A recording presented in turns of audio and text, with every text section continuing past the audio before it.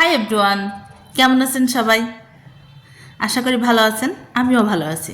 তবে এই ছোট দিনের বেলা মানে শীতের দিনে খুব কষ্ট, সময়ের সঙ্গে তাল মেলাতে পারি না।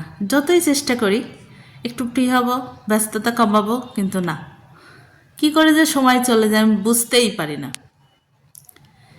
এই রান্না বান্না, সংসারে কাজ গোছানো, এটা সেটা, আর যদি সেটা হয় বাইরে যাওয়ার মতো কোনো কিছু থাকে, কোনো কেনাকাটা, তাহলে তো কথাই নেই।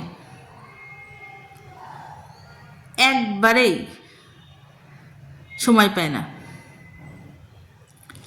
তবুও তো দৈনন্দিন যে কাজ সেগুলো তো করতেই হয়। যাই হোক, আজকে আমি পোলাও রান্না করছি। পোলাও রান্না করব। সন্ধ্যাবেলাতে পোলাও খেতে ইচ্ছে করছে, তা আমার আবার যেটা মন চাই সেটা সঙ্গে সঙ্গে করার চেষ্টা করি। এজন্য ভাবলাম যে একদম শর্টকাটে সাদা পোলাও রান্না করব। বেশি পরিমাণ কোনো তেলাক্ত মশলা না, একদম ঘরোয়াভাবে, খুব সিম্পলভাবে রান্না করব। এবং রান্নাটা যে খুব ঝরঝরা করব এরকম না, পোলাও রান্না করব।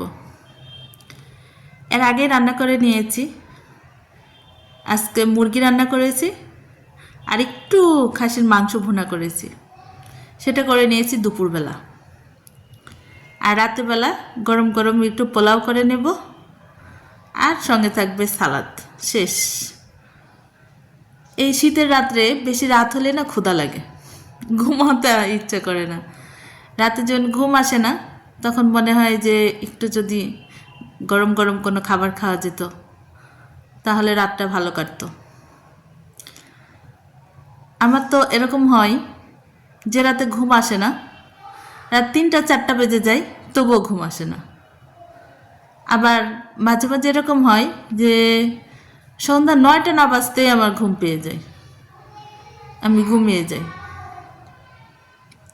দুরকমই অভ্যাস। এই দেখুন, আমার রান্নাটা প্রায় কমপ্লিট। আমি অতিরিক্ত ঝরঝরা করি নাই, তবে এটা কিন্তু নরমও না।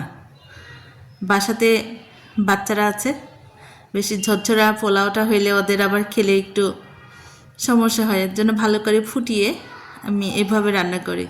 সিম্পলভাবে সাদা পোলাওটা রান্না করে নিলাম। রেসিপিটা শেয়ার করি নাই।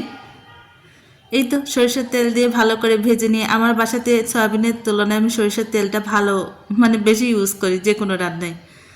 তেল দিয়ে ভালো করে ভেজে নিয়ে একটু বাদাম আর সব রকম মশলা দিয়ে ভেজে পরিমাণ মতো পানি দিয়ে কমপ্লিট।